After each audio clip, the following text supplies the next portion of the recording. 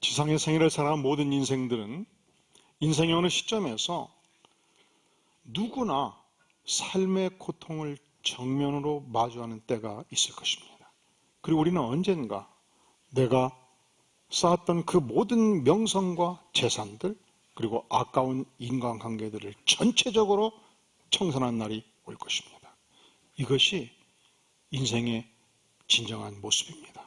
그러니까 참된 인생의 지혜란 언제 나에게 고통과 시련의 때가 올 때 그때를 충분히 준비하는 인생, 고통을 대처하는 능력을 보유하는 인생, 그 인생이 참된 지혜의 인생이라 아니할 수 없습니다. 출중한 믿음을 가졌던 아브람, 믿음의 조상이라고 일컬어지는 아브람, 그에게 하나님께서 어느 날 너의 사랑하는 독자 이삭을 번제로 드리라 음성으로 들려주셨습니다.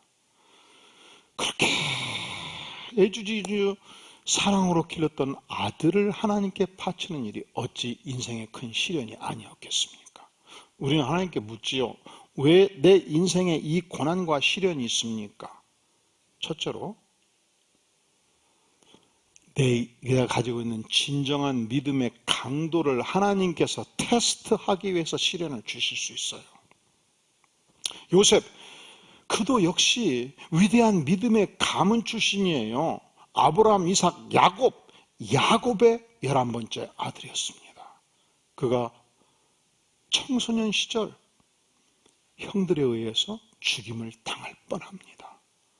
은전 몇 푼 받고 노예로 팔려갑니다. 얼마나 인생의 깊은 시련의 때입니까? 왜 하나님은 이런 시련을 주십니까?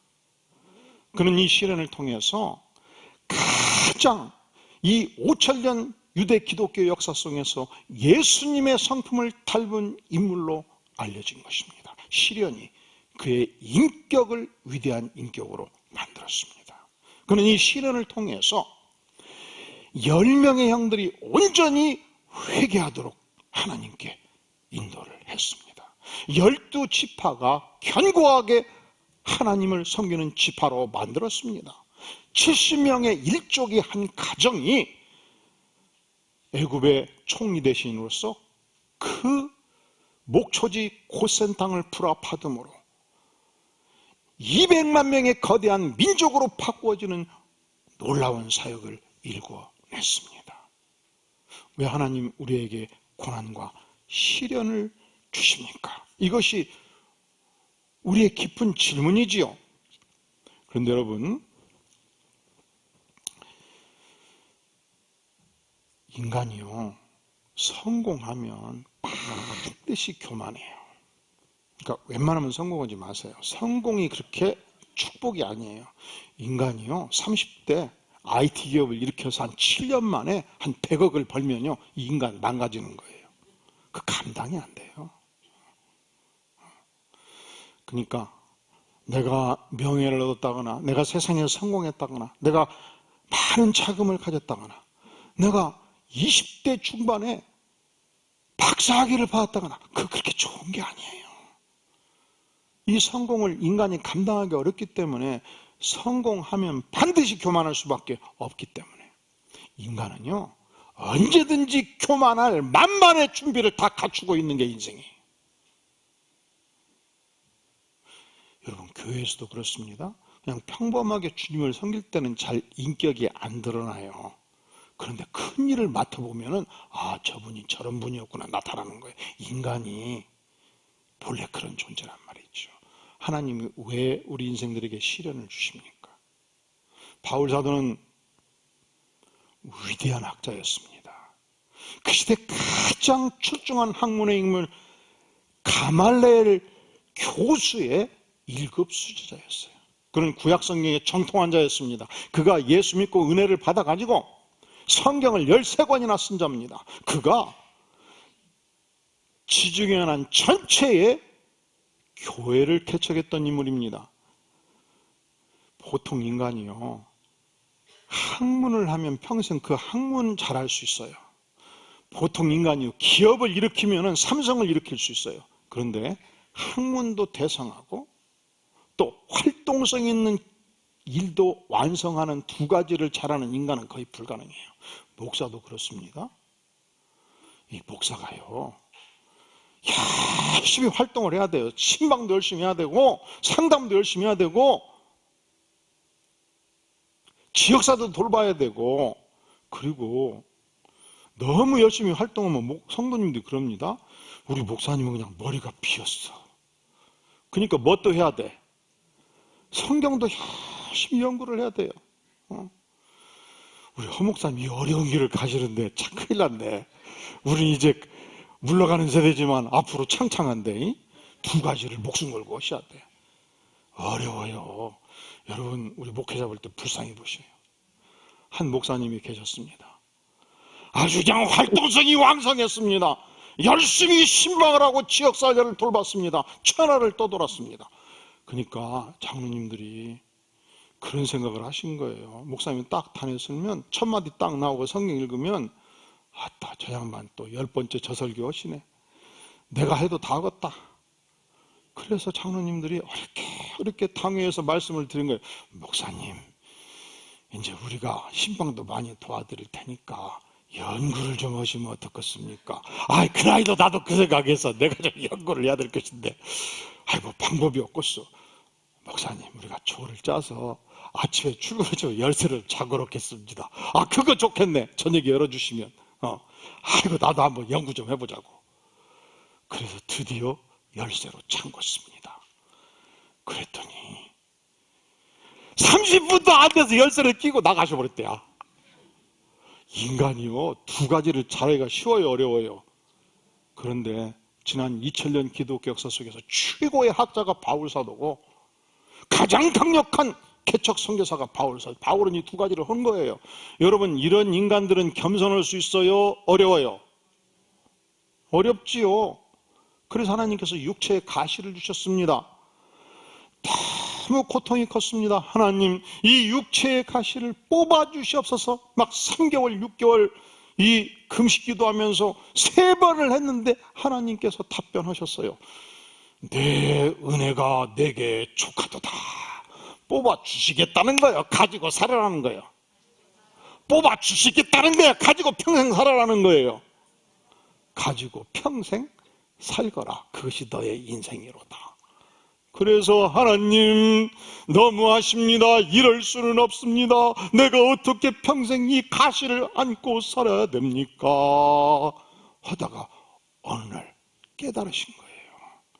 그리고 이렇게 우리에게 기록을 남겨주고 있습니다. 여러 계시를 받는 것이 지극히 크므로 너무 자만하지 않게 하시려고 내 육체의 가시 곧 사탄의 사자를 주셨으니 이는 나를 쳐서 너무 자만하지 않게 하려 하심이라. 왜 하나님께서 육체의 가시를 사도 바울에게 주셨습니까? 교만하지 않도록 하기 위해서, 자만하지 않도록. 인간이요, 그렇게 훌륭한 존재가 못 돼요. 조금간 장점이 있고 잘난 것이 있고 성공한 것이 있으면 그것을 붙들고 교만을 떠는 게 인간이에요. 여러분, 내일 출근할 때 겸손한 상관하고 일하기가 좋습니까? 교만 떠는 상관하고 일하기가 좋습니까? 여러분, 내일 출근할 때 겸손하게 일하는 부하하고 일하기가 좋습니까? 쥐뿔도 가진 것도 없고 아는 것도 없으면서 교만 떠는 부하하고 일하는 게 좋습니까? 우리 목사님들께 물어볼까요? 성도들이 겸손하게 순종하고 은혜 받는 성도가 좋습니까? 조금만 수틀리면 문자로 막 30자씩 50씩 날라가지고 목사님이 어디서 신학을 했어요? 그따위로 목회하면 되겠어요? 그냥 밤낮 없이 새벽 2시도 늦고 하는 성도들이 사랑스럽고 좋습니까? 그냥 수시로 자꾸 문자 날리지 마시고 우리 부목사님들한테 좀 진중하게 기도하고, 좀 마음에 안 들어도 충분히 좀 기도하고, 뭔 사연이 있겠지. 다음에 만날 때 좀 선물이라도 주고 장점 5가지 얘기하고, 우리 허 목사님 참 겸손하게 목회해 주시면 너무너무 좋아요. 한 5가지 정도 얘기하고, 한 가지 정도 목사님 이 부분은 이렇게 하면 어떨까 하는 생각을 제가 해봤습니다. 그냥 무시하셔도 됩니다. 이렇게 이쁘게 하시면 얼마나 좋냐고. 그냥 장점도 얘기하고 거두절미 딱 해버리고 목사님이 신학을 어디서 했어요? 목회를 그렇게 배웠어요? 인간이요, 겸손하기가 너무 힘든 거예요. 근데 바울은 이 육체의 가시를 끼리고 안고 살면서 드디어 깨달은 거예요. 하나님께서 나에게 왜 육체의 가시를 주셨냐? 왜 인생의 이 시련과 고난을 주셨냐? 왜 그래요? 나를 겸손하게 하기 위해서. 여러분, 우리는 세상이 너무 좋기 때문에 세상에 코를 박고 삽니다, 사실은. 그런데 시련을 만나면서 이 세상이 얼마나 덧없는 세월인가를 알아요. 이 세상은 결코 내가 의지해야 될 땅이 아닌 것을 알아요. 이 세상이 소망이 아니고 영원한 하나님의 나라가 소망인 것을 압니다. 영원을 사모하기 시작합니다. 시련이 축복입니다. 하나님이 왜 우리에게 시련을 주시는가? 성도 여러분, 시련을 만날 때만이 우리는 나를 성찰하는 것입니다. 성공하는 인생이 자기를 성찰합니까? 짧은 기간에 누구와도 몇백억 돈을 번 사람이 자기 잘못을 성찰하겠습니까? 순간의 명예를 얻은 자가 자기를 돌아보겠습니까? 그런데 시련을 만날 때 하나님, 10년 전 나에게 이런 죄가가 있었습니다. 하나님께서 베들레헴 땅에 흉년을 주셨을 때 내가 하나님의 은혜를 구했어야 하는데 내가 땅 팔고 논 팔고 집 팔아서 눈에 보이기 좋은 이방 땅 모압 땅에 갔습니다. 하나님, 그 결과가 무엇입니까? 남편, 사랑하는 남편을 그 땅에 묻었고 두 아들을 묻었습니다. 하나님, 이제 내가 하나님께로 돌아옵니다. 이 시련의 고통에서 나오미는 드디어 하나님의 나라, 하나님의 땅 베들레헴으로 돌아오기 시작한 것입니다. 그런 자기를 성찰했습니다. 하나님의 은혜를 깨우쳤습니다. 사랑하는 성도 여러분, 우리 인생은 언젠가 반드시 시련이 있어요. 고난이 있어요. 그때 나를 성찰하는 것입니다. 그때 하나님, 나에게 주신 메시지가 무엇입니까? 묻고 하나님께서 보여주실 때, 그렇습니다, 제가 하나님께로 돌아가겠습니다. 드디어 고향 땅에 돌아왔습니다. 10년 전 나를 만났던 수많은 사랑하는 이 친인척들이 나를 향해서 몰려오고 반가워하고 나오미야 나오미야 반갑다 그럴 때 그가 말합니다. 나를 나오미라 하지 말라. 이 나오미라는 단어가 환희, 기쁨 이 뜻이에요. 이 나오미라는 단어가 감미로움, 축복 이 뜻이에요. 내 인생은 더 이상 축복이 아니다. 내 인생은 더 이상 감미로운 인생이 아니다. 내 인생은 더 이상 환희의 인생이 아니라는 거예요. 나를 마라라 부르라. 이 마라가 쓴물, 쓴뿌리, 고통. 내 인생은 고통이다. 내 인생은 하나님의 징계를 받은 인생이다. 21절, 내가 풍족하게 나갔더니 여호와께서 내게 피어 돌아오게 하셨느니라. 여호와께서 나를 징벌하셨고 전능자가 나를 괴롭게 하셨다. 그는 내 인생이 어디서부터 잘못된 것을 깨우쳤습니다. 그는 하나님의 징계가 나에게 있었던 것을 알았습니다. 그는 하나님께 돌아왔습니다. 그는 하나님을 고백합니다. 하나님은 전능하신 하나님이십니다. 엘샤다이 하나님이십니다. 이 엘샤다이는 전능하신 그 능력으로 풍성하게 공급하신 하나님, 이 신앙 고백을 합니다.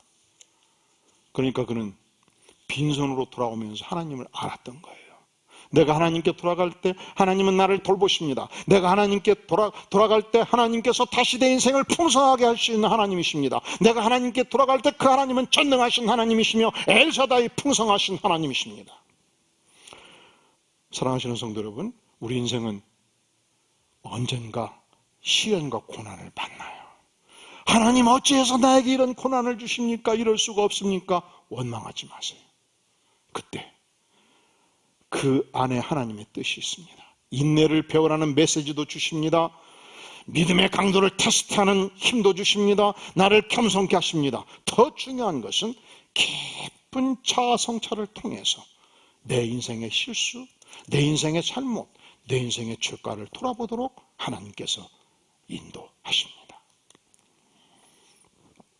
중국 공산당이 1950년대 중국 전역을 무려 1천만 명 이상의 사상자, 자산가들을 제거하면서 접수를 했습니다. 그리고 모태통은 1인 통치, 황제 통치를 강화했습니다. 그리고 문화 대혁명을 일으키면서 10대, 20대 이 열혈청선 청년들을 공산당원으로 만들어가지고 그 시대 40대, 50대 지식인들, 자산가들, 교수들을 처단하고 하방하도록 깊은 산중이나 농촌에 보내서 끝없이 고생하는 일을 하도록 만든 것입니다. 그때 등소평도 하방에 걸려 들어가서 고생했습니다. 그때 오늘날의 시진핑도 하방에서 엄청난 고생을 했던 인물들입니다. 이 중국 공산당과 북한 공산당의 가장 큰 차이점 중에 하나가 중국 공산당은 공산당 지도자들을 제거할 때 죽이지는 않아요. 하방을 시켜요. 지방으로 보내요. 고생하게 놔둬요. 북한 공산당은 철저히 처단했습니다. 함께 이 권력을 일으켰던 심지어 소련파, 이 김일성이가 소련파입니까? 소련파 지도자들도 제거해요. 연안파, 중국에서 온 공산당도 제거해요. 남한에서 그들이 볼 때는 목숨 걸고 공산당을 위해서 싸웠던 박헌영파 다 제거해요. 그리고 자기 일족만이 특권적으로 만들었단 말이죠. 중국 공산당은 공산당 지도자들을 무자비하게 죽이진 않았어요. 세월이 지나서 드디어 등송평이 정권을 갖게 됩니다. 그때 세 가지 조처를 취해요. 첫째로, 한 인간이 황제가 될 때, 그 한 인간이 잘못 판단할 때 얼마나 무서운 고난의 시대가 오는지, 얼마나 피비린내나는 문제를 일으키는지를 안 거예요. 그리고서 그는 전체적인 실권을 가지고 있음에도 불구하고 집단 지도체제를 만듭니다. 대단한 인물이죠. 두 번째, 중국 공산당을 완전히 확립한 다음에 아무리 생각해도 공산당 정신을 가지고는 경제가 이루어지지 않는 거예요. 능력대로 일하고 필요에 따라서 주니까 일을 안 해요. 여러분, 능력이 좋은 사람은 열심히 15시간 일했어요. 능력이 없는 사람은 일을 아무리 하루 종일 해봤자 1시간 분밖에 일을 안 했어요. 그리고 똑같이 10만 원만 주는 거예요. 그러면 여러분 열심히 일합니까? 안 합니까? 그럼 여러분들이 열심히 일하시지요? 하루는 열심히 일해요. 아니 1년은 열심히 일해요. 20년 지나면 다 망하는 거예요. 그게 북한이에요. 지금 북한 전체 공산당원 100만 명 빼놓고 2천만 명은 다 굶주리고 있는 거예요. 그걸 등소평이 일찍 깨달은 거예요. 그래서 체제는 공산당 체제로 돼, 경제는 반드시 자본주의로 가야 된다. 땅은 국가 땅으로 돼 반드시 임대료를 내게 만들고 사유재산권을 인정해야 된다. 그것이 흑묘, 백묘 이론이었습니다. 경제 발전을 일으키는 데는, 쥐를 잡는 데는 검은 고양이가 잡든 흰 고양이가 잡든 잡는 것이 중요하다. 경제를 일으키는 데는 공산당 정책을 쓰든 자본주의 정책을 쓰든 효과적인 걸 써라. 이걸로 오늘날 중국이 세계의 공장으로 바꿔진 것입니다. 전 세계 어디를 가나 중국 제품 없는 데가 없어요. 지금 대한민국도 모든 공산품들이 다 중국 제품 아닙니까? 전 세계의 공장을 만들어낸 것이죠. 세 번째, 이 공산당 일당 정책 가지고 패스 정책을 펴니까 완전히 세계에서 고립되잖아요. 절대적으로 경제 발전을 일으키기 위해서는 개방 개혁 정책을 펼쳐야 된다. 이것으로 지난 30년, 40년간 중국이 움직여 왔습니다. 2년 전 시진핑이 완전히 정책을 바꾸기 시작했습니다. 첫째로 일당, 독재, 황제 정책을 펼치기 시작한 거예요. 더 이상 이제는 집단 지도 체제가 아닙니다. 황제의 결정에 모두 순종하랍니다. 여러분, 그런데 한 인간이 황제가 될 때, 그리고 이 공산주의 정책을 철저히 펼쳐갈 때 가장 적대 세력이 누군지 아십니까? 기독교예요. 10명이 예배를 드리면 100명도 예배 드릴 수 있죠. 100명이 예배를 드리면 3,000명이 예배 드릴 수 있어요. 지금 베이징에서, 지금 상하이에서 3,000명, 5,000명 교회가 나타나기 시작한 거예요. 이게 두려운 거예요. 이게 무서운 거예요.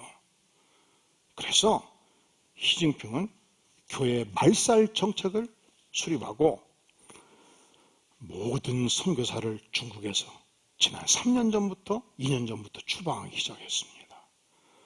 그런데 추방을 그렇게 어렵게 안 해요. 제가 아는 선교사는 어느 날 공안 당국이 불러서 갔습니다. 갔더니 산더미 같이 서리를 쌓아놨다는 거예요. 10년 전 당신이 왔을 때 몇 월 며칠자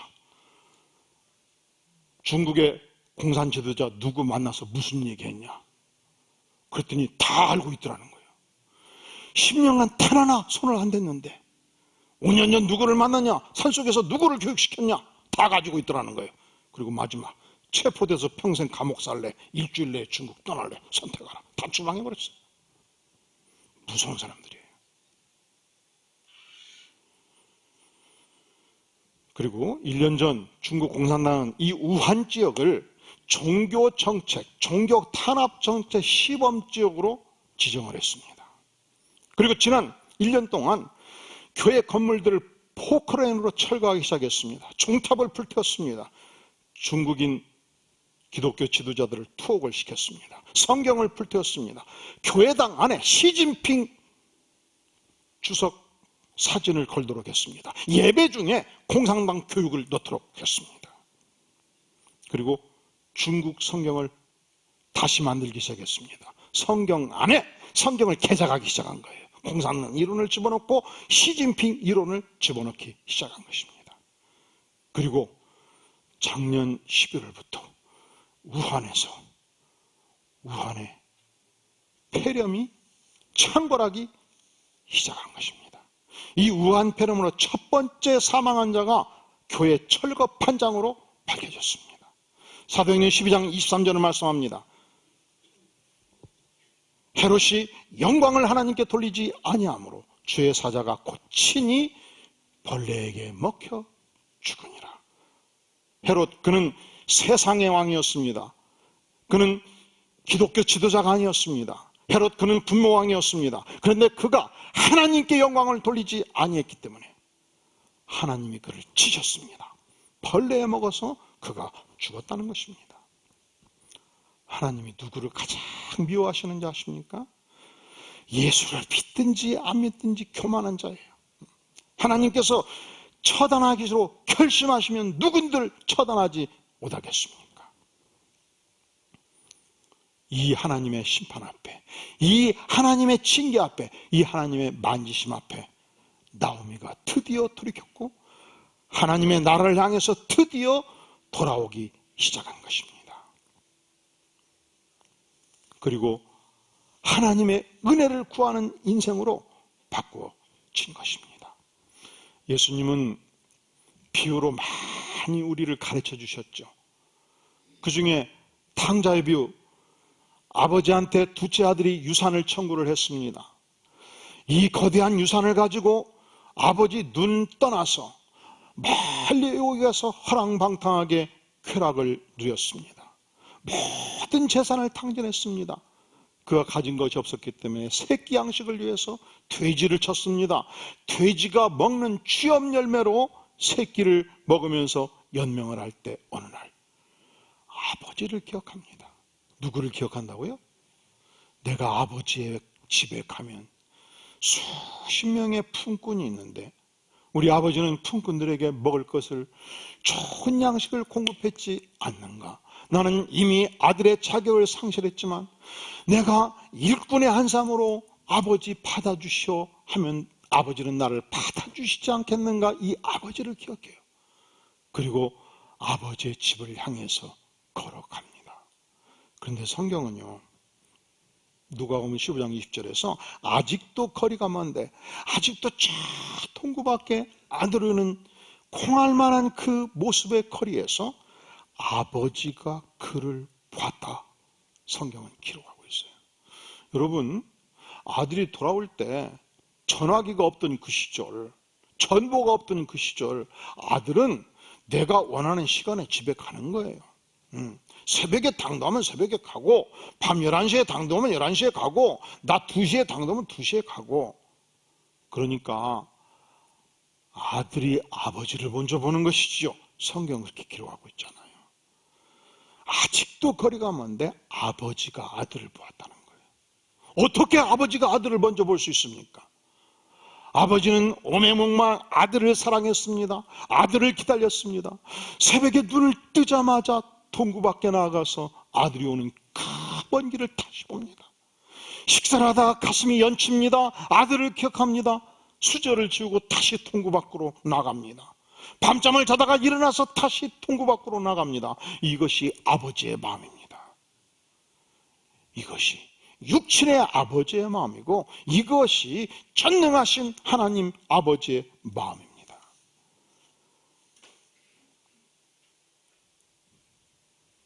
(20절에서) 보면은 아들이 일어나 아버지께로 돌아가니라.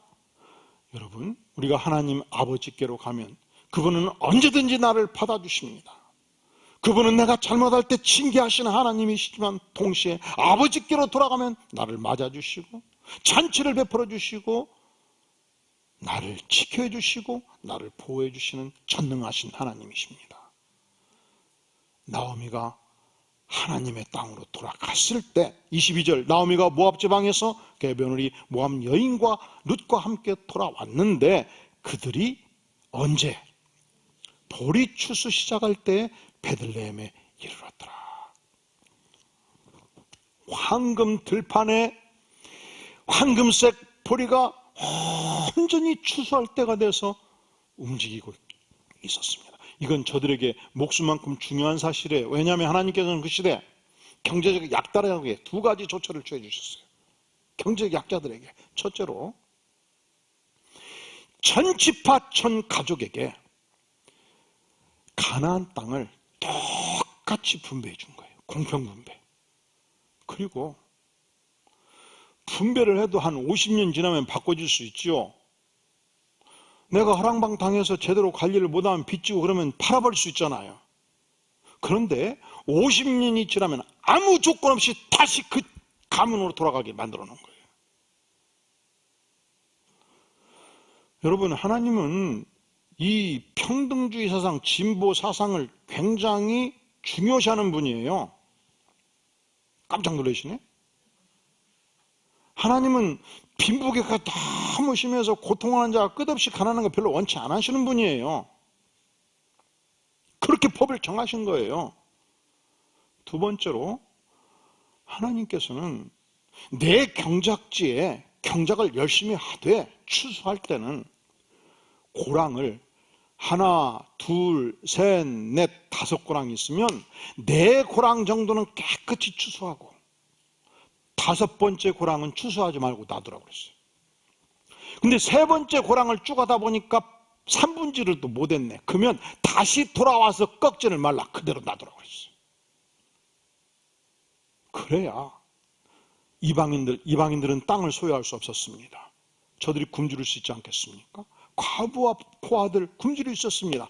그들은 누구의 땅에 가서든지 추수할 수 있는 권리를, 죄의식 갖지 않고 추수할 수 있는 권리를 저들에게 허락해 주셨습니다.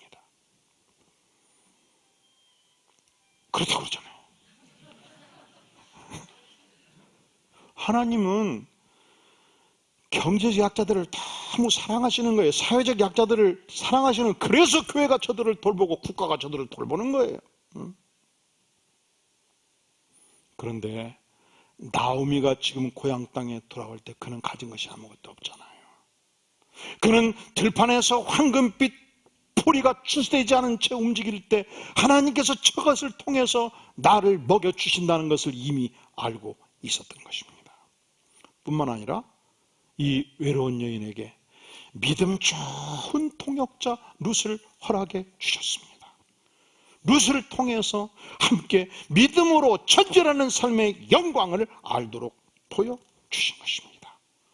그리고 보아스를 통해서 하나님께서 새로운 가정을 나오미에게 안겨주셨습니다.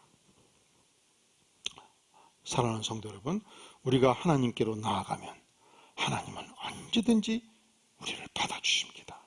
우리가 하나님께 나아가서 회개하고 죄를 고백하면 하나님께서는 언제든지 나를 소중하게 맞이해 주십니다. 그러니까 안식일을 거룩하게 지켜라. 여러분, 여러분의 자녀들과 함께 예배를 목숨만큼 소중하게 아시기를 간절히 바랍니다. 여러분, 영교하고도 다 마스크 쓰고 예배를 드려야 돼. 그 보되는 거예요. 조금 뭐가 흘린다 해서 예배를 막, 이 통계 보니까 깜짝 놀라버렸어. 응? 20명, 30명 오는데 4명, 10명. 응? 이래 가지고 우리가 어떻게 하나님을 기쁘시게 할 수 있겠습니까? 예배를 소중하게 알자. 응? 그리고 내가 면역력이 약해서 내가 건강이 좀 어려우면 예배를 쉬자 이렇게 생각하면 안 되지.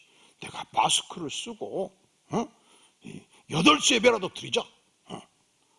여기 의자 100개 정도 드릴 거예요, 여기다가. 왜냐하면 널찍널찍 앉으라고. 어떻게 예배를 쉬어버려. 그냥 한 800명 900명 오던 분이 보니까 686명 한 200명이 쉬어버린 거예요. 하나님이 기뻐하시겠습니까? 초대교회 시절 로마시아에 있는 성도들이 엄청난 시련을 당했습니다. 체포되고 구금되고 심지어 순교까지 당하고 있었습니다. 도무지 지상에서 신앙생활을 할 수 없기 때문에 저들은 지하로 카타콤으로 동굴 속에 들어가서 신앙생활을 했습니다. 당시 어느 날 로마시아에 전염병이 창궐을 했습니다. 시내 거리거리마다 시신이 즐비했습니다. 문제는 이 시신을 운구한 자들이 다시 전염되어서 죽어가고 있었기 때문에 아무도 시신을 처리하지 않아서 시내 전체가 시신 부패의 냄새로 진동하고 있었습니다. 그런데 어느 날 이상한 일이 벌어졌습니다. 밤만 되면 검은 옷을 입은 사람들이 시신을 수습을 해가고 있었습니다. 저들은 아침이 되면 사라졌습니다. 드디어 로마 시내가 깨끗하게 되었고 전염병 창궐이 멈추기 시작했습니다. 로마시 당국은 도대체 누가 이 일을 하고 있는가 조사하고 조사하던 끝에 지하 카타콤에 있는 성도들이 했다는 사실을 알고 기독교에 대한 오해를 풀고 기독교를 공인하는데 결정적인 역할을 하게 된 것입니다. 이상한 일은 시신을 수습했던 기독교인들 한 사람도 연병에 걸리지 않았다는 기록을 남기고 있습니다.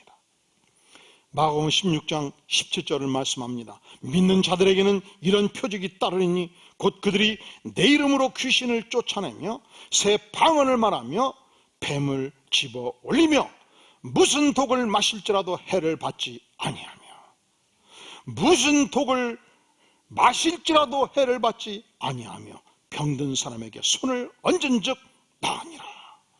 할렐루야. 이 축복이 여러분의 생애에 넘치기를 주의 이름으로 축원합니다. 머리 숙여 기도합니다. 영광의 주님, 그렇습니다. 우리가 하나님께로 돌아갑니다. 하나님을 예배합니다. 아무것도 두려워하지 아니하며 놀라지 아니하며 나의 요새요 나의 산성이요 나의 소망 되신 하나님을 의지하여 살기를 구하오니 하나님 은혜를 베풀어 주시고 영광을 받아 주시옵소서. 예수님의 이름으로 간절히 기도하옵나이다. 아멘.